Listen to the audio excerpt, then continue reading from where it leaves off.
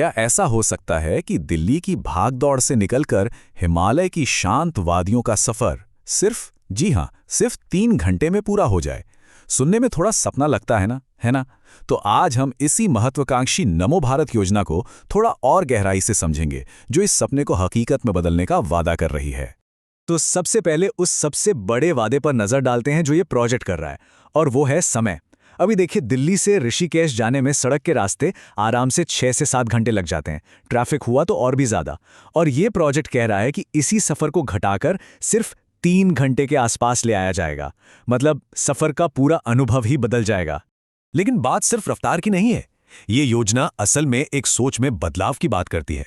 मतलब हाईवे के लंबे जाम और थका देने वाले सफर से निकलकर एक मॉडर्न, आरामदायक और हाई स्पीड ट्रेन यात्रा के अनुभव को अपनाने की। तो सवाल उठता है कि आखिर ये नमो भारत ट्रेनें हैं क्या? इन्हें मेट्रो और लंबी दूरी के एक्सप्रेस ट्रेनों का एक स्मार्ट मिक्सचर समझ सकते हैं। ये असल में रीजनल रैपिड ट्रांजिट सिस्टम यानी RRTS का हिस्सा हैं, जिन्हें खास तौर पर बड़े शहरों को उनके आसपास के इलाकों से तेजी और बहुत ही कुशलता से जोड़ने के लिए डिजाइन किया गया है। और हाँ, ये कोई मामूली ट्रेनें नहीं हैं। जरा इनकी खूबियों पर गौर कीजिए। 160 किलोमीटर प्रति घंटे तक की रफ्तार, पूरी तरह से एयर कंडीशन्ड कोच, सफर के दौरान वाईफाई की सुविधा, और तो और बिजनेस क्लास और महिलाओं के लिए अलग कोच भी। सुरक्षा के लिए भी इसमें दुनिया की सबसे एडवांस टेक्नोलॉजी का इस्तेमाल किया गया है, यानी सफर का अनुभव बिल्कुल नेक्स्ट लेवल होने वाला है। तो चलिए अब आते हैं सीधे सीधे असल प्लान पर, कि ये नया रूट कहाँ से शुरू होगा, कहाँ तक जाएगा और कैसे ये पूरा नेटवर्क एक दूसरे से जुड़ेगा। एक दिलचस्प बात यह भी है कि ये सिर्फ केंद्र सरकार का प्रोजेक्ट नहीं है। उत्तराखंड की सरकार इसे जोर शोर से आगे बढ़ा रही है। मतलब इस प्रोजेक्ट को लेकर राज्य स्तर पर भी काफी उत्साह है और इसे जल्द से जल्द हकीकत में बदलने की कोशिश हो रही है। तो ये जो नया रूट बनाने का प्रस्ताव है, वो मौजूदा दिल्ली मेरठ लाइन के आखिरी स्टेशन मोदीपुरम से आगे बढ़ेगा। ये लगभग नेशनल हाईवे 58 के साथ साथ चलेगा और पश्चिमी यूपी के खतौली और पुरकाजी जैसे शहरों को जोड़ते हुए उत्तराखंड में दाखिल होगा, और फिर वहां से रुड़की होते हुए आखिरकार हरिद्वार और ऋषिकेश तक पहुंचेगा।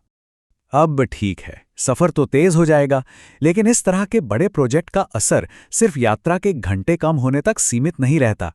इसका असर इससे कहीं ज्यादा गहरा और दूर तक जाता है। इसका सबसे पहला और सबसे बड़ा असर कहाँ दिखेगा, वो है अर्थव्यवस्था पर। एक अनुमान के मुताबिक जैसे ही यह कनेक्टिविटी बेहतर होगी, हरिद्वार और ऋषिकेश में रियल एस्टेट और होटल इंडस्ट्री में एक जबरदस्त उछाल आ सकता है। असल में ये सिर्फ एक ट्रेन रूट बनाने की बात नहीं है, बल्कि इसके पीछे एक पूरा इकोनॉमिक कॉरिडोर बनाने की सोच है। इससे उत्तराखंड के पर्यटन को तो जाहिर है बहुत बड़ा बूस्ट मिलेगा ही, लेकिन साथ ही मुजफ्फरनगर जैसे शहर इंडस्ट्रियल हब बन सकते हैं। रुड़की में IIT की वजह से छात्रों के लिए मौके बढ़ेंगे और छोटे बड़े सभी स्थानीय व्यापारों को भी बहुत फायदा होगा। लेकिन जैसा कि हर बड़े और महत्वाकांक्षी प्रोजेक्ट के साथ होता है, सब कुछ इतना आसान भी नहीं है। इस प्रोजेक्ट के रास्ते में भी कुछ बहुत बड़ी और महत्वपूर्ण चुनौतियां हैं, और यहीं पर इस प्रोजेक्ट की सबसे बड़ी और सबसे नाजुक चुनौती सामने आती है। वो है विकास और पर्यावरण के बीच का संतुलन। ये जो प्रस्तावित रूट है, इसका एक बड़ा हिस्सा राजाजी नेशनल पार्क जैसे बेहद संवेदनशील इको जोन से होकर गुजरता है, जो कि वन्य जीवों के लिए एक बहुत ही महत्वपूर्ण गलियारा है। तो अगर हम मोटा-मोटा देखें तो 3 मुख्य बाधाएं हैं जिन्हें पार करना होगा। पहली और सबसे बड़ी, पर्यावरण से जुड़ी मंजूरियां लेना।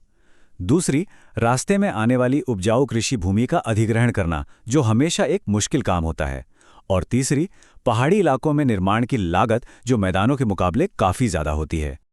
अब इस प्रोजेक्ट को सही से समझने के लिए इसे अकेले देखना काफी नहीं होगा। हमें थोड़ा जूम आउट करके देखना होगा कि यह भारत के बड़े इंफ्रास्ट्रक्चर प्लान की तस्वीर में कहां और कैसे फिट होता है। तो ये सिर्फ एक अकेला रूट नहीं है, बल्कि इसके पीछे एक बहुत बड़ी सोच है। वो सोच है देश के बड़े बड़े महानगरों को महत्वपूर्ण सांस्कृतिक, धार्मिक और आर्थिक केंद्रों से एक हाई स्पीड नेटवर्क के जरिए जोड़ने की। इसका मकसद आने वाले भविष्य के लिए एक ज्यादा कनेक्टेड और ज्यादा गतिशील भारत बनाना है। आखिरकार पूरा मामला इसी एक बड़े सवाल पर आकर टिक जाता है। एक तरफ विकास और कनेक्टिविटी के वो फायदे हैं जिन्हें नजरअंदाज नहीं किया जा सकता, और दूसरी तरफ हमारे पर्यावरण और वन्य जीवों के संरक्षण की वो महत्वपूर्ण जिम्मेदारी है। सवाल यही है कि क्षेत्रीय यात्रा के लिए इस गेम चेंजर प्रोजेक्ट के लिए भारत के एक अहम इकोलॉजिकल कॉरिडोर की क्या कीमत चुकानी पड़ेगी।